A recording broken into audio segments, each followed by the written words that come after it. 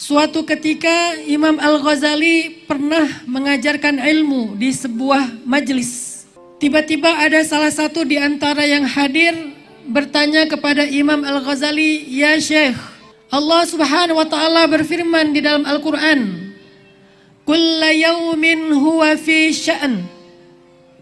Setiap hari Allah itu sibuk. Maka saya ingin tahu, wa ma sya'nullahil yaum? Apa kira-kira kesibukan Allah hari ini? Tanya seorang yang hadir di dalam majelisnya Imam Al-Ghazali. Allah berfirman, Kulla yaumin huwa fi sya'n. Setiap hari Allah itu sibuk.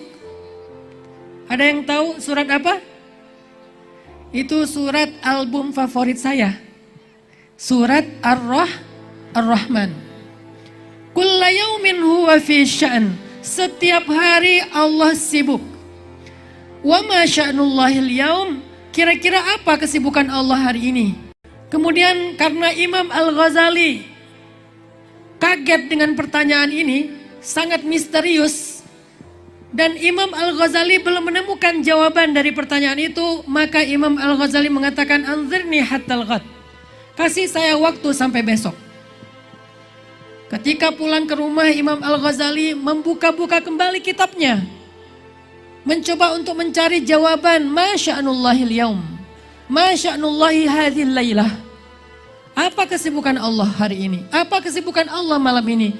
Satu kitab demi satu kitab tidak ada jawaban dari kalimat pertanyaan tersebut. Sampai Imam Al-Ghazali hadir lagi dalam majelis hari esok.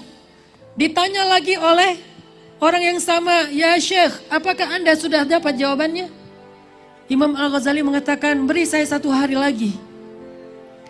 Maka pada malam kedua, Imam Al-Ghazali setelah mencari-cari jawaban dari pertanyaan itu dan tidak menemukan, akhirnya Imam Al-Ghazali berwudu, kemudian melakukan 2 rakaat salat sunnah mutlak. Selesai melaksanakan ibadah salat sunnah mutlak 2 rakaat, Imam Al-Ghazali memperbanyak salawat kepada Nabi. Sepanjang malam Imam Al-Ghazali bersalawat. Sepanjang malam Imam Al-Ghazali membasahi lisannya dengan kalimat Allahumma sholli ala Sayyidina Muhammad. Sampai akhirnya Imam Al-Ghazali terlelap karena lelah. Terlelap karena lelah berselawat, Imam Al-Ghazali tertidur. Tiba-tiba dalam tidurnya Imam Al-Ghazali bermimpi bertemu dengan Rasulullah Sallallahu Alaihi Wasallam. Kemudian Rasulullah bertanya kepada Imam Al-Ghazali, "Apa yang ditanyakan orang itu kepadamu?"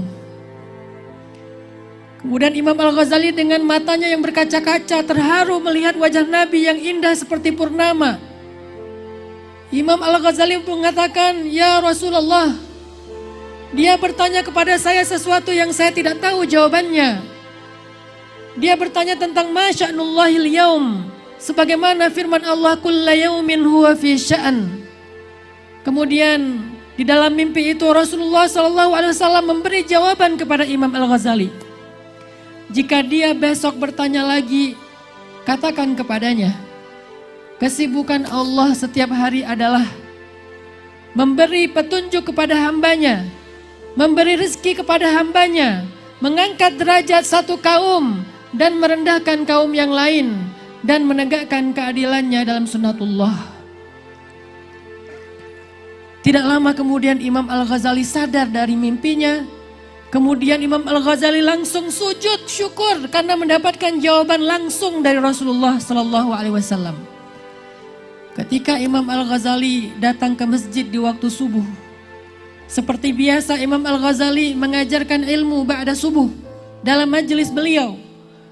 Tiba-tiba Imam Al-Ghazali dengan sangat pede, apa pede? Percaya diri, mencari siapa orang yang kemarin bertanya pertanyaan yang sulit kepada beliau. Sekarang saya sudah ada jawaban. Aina sa'il? Mana orang yang bertanya kemarin? Orang itu mengangkat tangannya. Ana ya Syekh, saya. Coba ulang pertanyaan kamu. Kemudian orang itu mengulang pertanyaannya. Imam Al-Ghazali dengan tenang menjawab persis seperti yang diajarkan Rasulullah SAW di dalam mimpi beliau. Setelah Imam Al-Ghazali memberikan jawaban, maka orang itu kemudian mengatakan, "Ya Syekh, banyak-banyaklah berselawat kepada orang yang telah mengajarkan jawaban itu kepada Anda lewat mimpi." Padahal Imam Al-Ghazali tidak memberitahu bahwa beliau dapat jawaban itu dari mimpi bertemu dengan Rasul.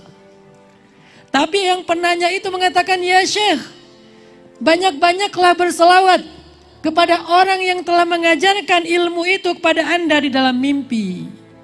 Kemudian Imam Al-Ghazali menangis dan mengatakan, betapa banyak orang yang diam tetapi ahli hikmah. Betapa banyak orang yang tidak dikenal, tidak bergelar, tetapi dia seorang yang alim, faqih. Dan bisa jadi kemudian kata Imam Al-Ghazali, yang berbicara tidak lebih tahu daripada yang mendengar. Saya teringat dulu ketika masih kuliah di Al-Azhar, semester awal biasanya di bulan Desember. Dan bulan Desember itu puncaknya musim dingin. Dan rata-rata di bulan Desember ketika ujian, tulisan mahasiswa itu nggak ada yang bagus. Karena gemeteran, kedinginan, sehingga tulisannya jelek-jelek, apalagi tulisannya udah emang jelek. Dia punya alasan, "Syekh, ya dokter, ya ustaz, ini dingin makanya tulisan saya susah dibaca." Saya teringat ada satu culture, satu budaya, kebiasaan di Al-Azhar yang luar biasa. Setiap kali mau ujian, kita ada di meja ujian kita masing-masing. Biasanya kalau ujian itu mahasiswa lebih banyak dari biasanya.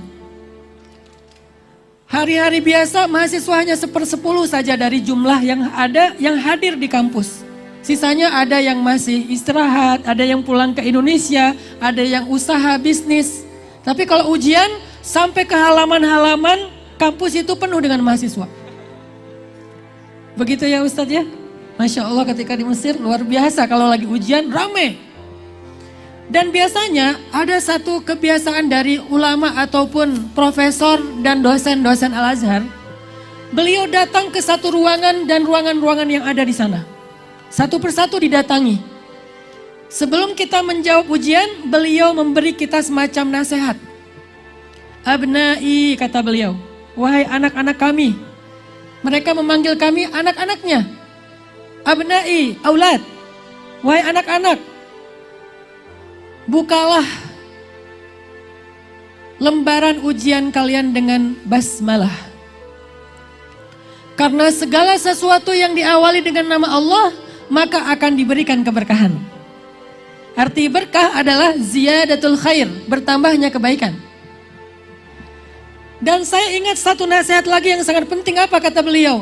Kalau kalian lupa dengan jawaban dari pertanyaan, maka temukanlah jawaban itu di dalam sholawat.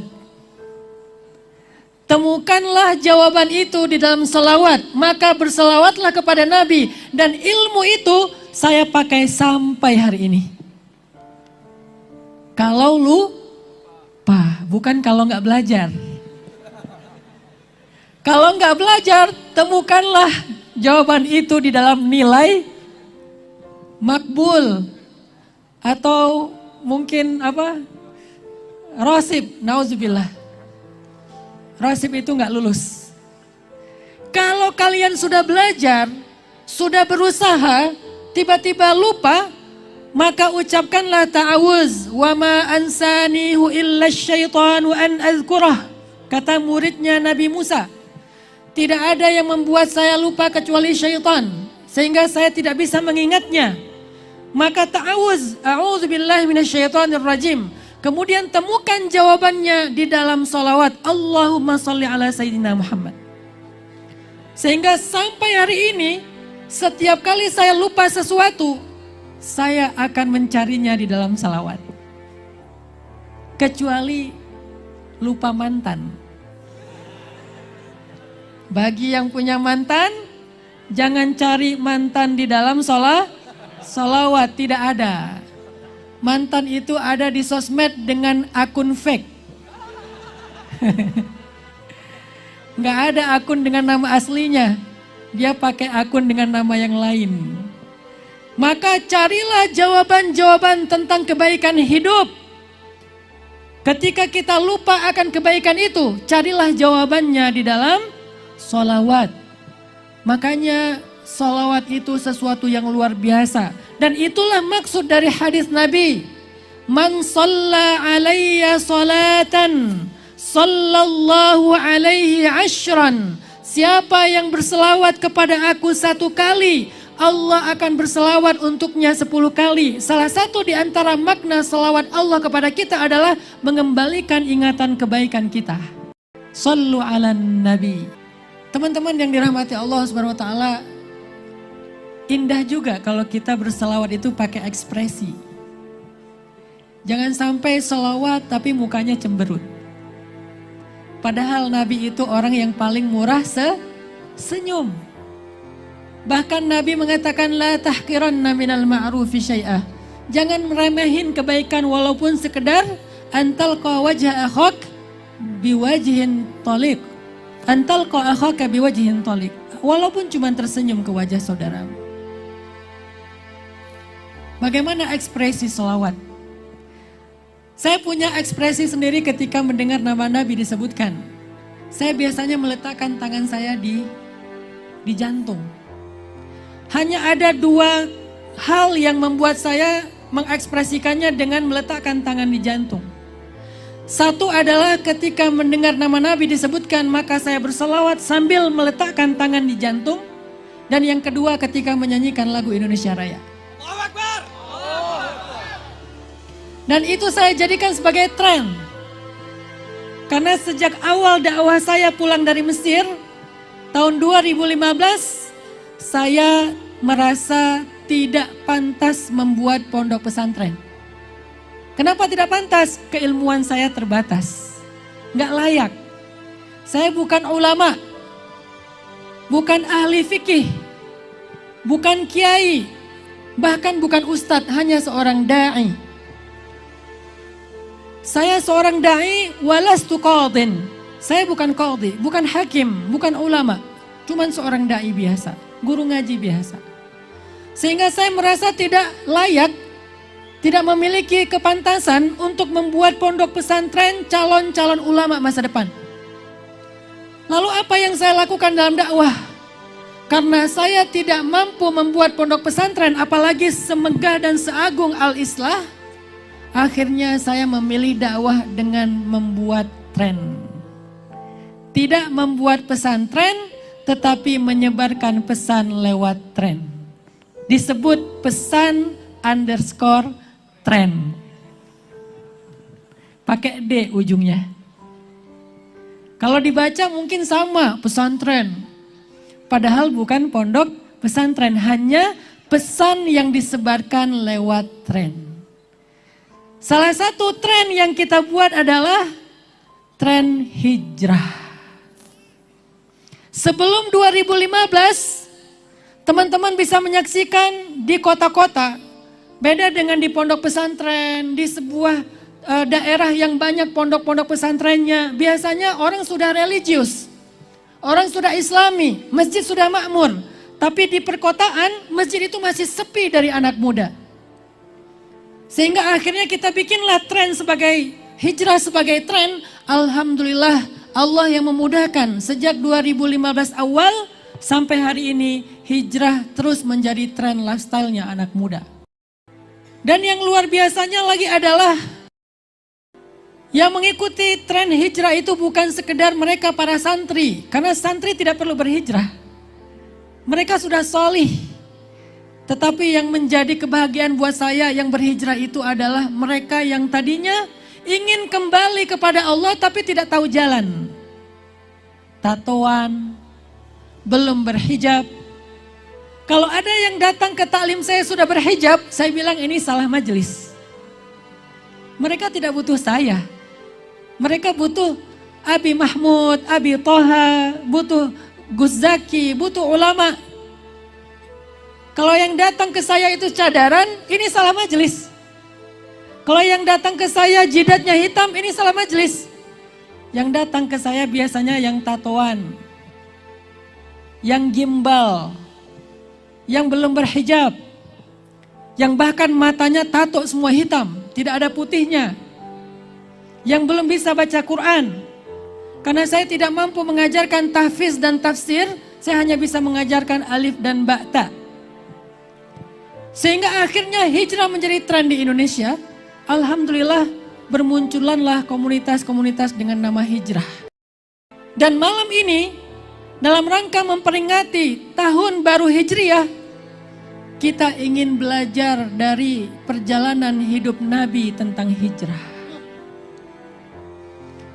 Saya ingin tanya kepada teman-teman anak muda yang hadir di sini. Tahu nggak kenapa tahun Islam itu dinamakan dengan nama tahun Hijriah? Kenapa?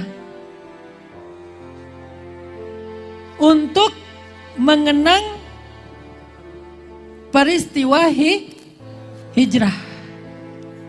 Sekarang pertanyaannya, kenapa peristiwa hijrah yang diambil menjadi nama tahun dalam Islam? Kenapa? Kenapa bukan peristiwa-peristiwa lain yang juga sama penting dan besarnya dalam sirah Nabi? Contoh, kenapa tidak peristiwa lahirnya Nabi? Maulud. Kenapa tidak dinamakan tahun Islam itu Maulud 1, Maulud 2, sekarang adalah tahun Maulud 1444 miladiyah misalnya. Karena Maulid Nabi juga sesuatu yang agung. Peristiwa-peristiwa ketika Nabi lahir itu sangat luar biasa. Kenapa enggak peristiwa itu yang dijadikan nama tahun dalam Islam? Walaupun istimewa. Atau kenapa bukan peristiwa lain yang juga istimewa? Misalnya peristiwa Isra dan Mi'raj. Ini juga peristiwa besar. Ketika Nabi melakukan perjalanan dalam satu malam, melintasi bumi, lalu dari bumi ke langit, ke Sidratul Muntaha, bertemu dengan Allah dan kemudian turun lagi ke bumi. Dari Makkah ke Madinah. Di Madinah turun, Jibril mengatakan, "Ya Muhammad, di sini engkau akan hijrah." Jadi ide hijrah itu sendiri muncul pada malam Isra dan Mi'raj. Kemudian dari Madinah berangkat lagi ke Tursaina, Saint Catherine, Tursina di Mesir. Dalam perjalanan dari Madinah ke Mesir, Nabi mencium aroma wangi yang luar biasa. Nabi bertanya, "Ini wangi dari mana?" Kata Jibril, "Ini adalah dari aroma kuburannya Masyiatah." Kemudian dari Tursaina ke Al-Aqsa, Palestina. Di Al-Aqsa Nabi memimpin sholat dengan jumlah ribuan makmum dari para anbiya. Dari Al-Aqsa Nabi naik ke langit 1, 2, 3. Bertemu dengan Nabi Musa, Nabi Ibrahim dan seterusnya. Sampai kemudian ke Sidratul Muntaha mendapatkan ibadah sholat. Kenapa tidak dinamakan tahun Islam dengan tahun Mi'raj? Mi'raj 1, Mi'raj 2 dan seterusnya. Atau kenapa tahun baru Islam atau tahun dalam Islam itu tidak dinamakan dengan nama ketika Nabi pertama sekali mendapatkan wahyu, nuzulul Quran. Itu juga peristiwa besar. Sehingga dikenal dengan nama tahun Bi'sah. Bi'sah 1, Bi'sah 2. Maka hijrahnya Nabi terjadi pada tahun Bi'sah ke-13 misalnya. Kenapa tidak dinamakan dengan nama tahun Bi'sah? Karena nuzulul Quran, Nabi pertama mendapatkan wahyu, dilantik menjadi Nabi dan Rasul, diberikan tugas risalah adalah peristiwa yang besar. Atau kenapa tidak dinamakan dengan peristiwa yang lain yang cukup besar juga? Tahun Badar. Perang Badar peristiwa yang besar. Bahkan veteran Badar, orang-orang yang pernah ikut dalam perang Badar, mujahidin Badar, ahlu Badar, mereka mendapatkan jaminan surga dari Allah. Di Badar itu mereka mendapatkan pertolongan dari Allah dengan menurunkan 1000 malaikat. Setelah mereka mengadakan sebuah doa yang luar biasa, yaitu istighatsah. Il tastaghithuna rabbakum, il tastaghithuna rabbakum fastajaba lakum. Ketika kalian beristighosah kepada Rob kalian. Apa istighosah? Apa arti istighosah? Doa yang sangat panjang. Setelah Nabi beristighosah, Allah turunkan 1000 malaikat secara beruntun. Bahkan malaikat terlibat dalam peperangan bersama para sahabat. Kenapa tidak dinamakan dengan nama tahun Badar? Atau kenapa tidak dinamakan dengan tahun ketika Nabi membebaskan kota Makkah dari kemusyrikan, sehingga disebut dengan tahun Futuhat? Atau yang terakhir, kenapa tidak dinamakan dengan nama tahun ketika Nabi wafat? Semua itu adalah peristiwa-peristiwa besar dalam sirah Nabi. Lahirnya Nabi, wahyu pertama Nabi, Isra Mi'rajnya Nabi, perang Badarnya Nabi, Fathu Makkahnya Nabi, wafatnya Nabi. Kenapa di antara semua peristiwa besar itu kemudian Nabi dan diresmikan secara ofisial oleh Umar bin Khattab, nama tahun Islam menjadi tahun Hijriah yang diambil dari peristiwa hijrah? Ini pertanyaan yang harus kita temukan jawaban, walaupun jawabannya berbentuk spirit saja, bukan hikmah. Maka di sini menjadi sebuah bukti betapa hijrah itu sangat istimewa dalam Islam, teman-teman. Hijrah adalah sesuatu yang sangat istimewa dalam Islam sehingga dinamakan dengan nama kalender Islam, Hijriyah. Agar kita nggak pernah lupa dengan peristiwa yang sangat agung itu, yaitu peristiwa hijrah. Yang di dalamnya Allah menyimpan banyak sekali rahasia dan hikmah, kebaikan, pelajaran bagi setiap orang yang beriman. Intinya adalah hijrah kunci dari segala kebaikan dalam hidup kita.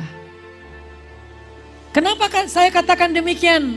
Karena hijrah itu adalah sebuah transisi dari keadaan dakwah Nabi di Mekah yang tertindas, yang dihina, yang luar biasa dimusuhi, kemudian mendapatkan kemenangan demi kemenangan di Madinah. Hijrahlah transisinya. Kalau dalam ilmu sosial ada istilahnya inisiatif transisional. Dalam bahasa dakwah disebut dengan tajdid, pembaharuan. Maka hijrah adalah sebuah inisiatif transisi dalam perjalanan dakwah Nabi fase Makkiyah kepada fase Madaniyah.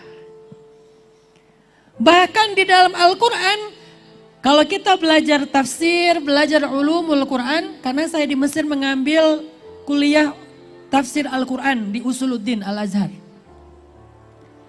Kalau kita belajar tafsir, maka kita akan menemukan ayat Al-Quran itu terbagi kepada dua. Ada ayat yang dinamakan dengan istilah ayat-ayat Makkiyah. Dan yang kedua namanya ayat-ayat Madaniyah. Seluruh juz 30 ayat Makkiyah. Seluruh juz 29 ayat Madaniyah. Sisanya nyampur. Ada Makkiyahnya, ada Madaniyahnya. Lalu kita tanya, apa definisi ayat Makkiyah? Banyak orang Indonesia bilang ayat Makkiyah itu adalah ayat yang turun di Mekah. Keliru, teman-teman. Ayat Makkiyah bukan ayat yang turun di Mekah. Lalu ayat Madaniyah adalah ayat yang turun di Madinah. Bukan. Ada yang turun di Mekah tetapi masuknya Madaniyah. Kenapa?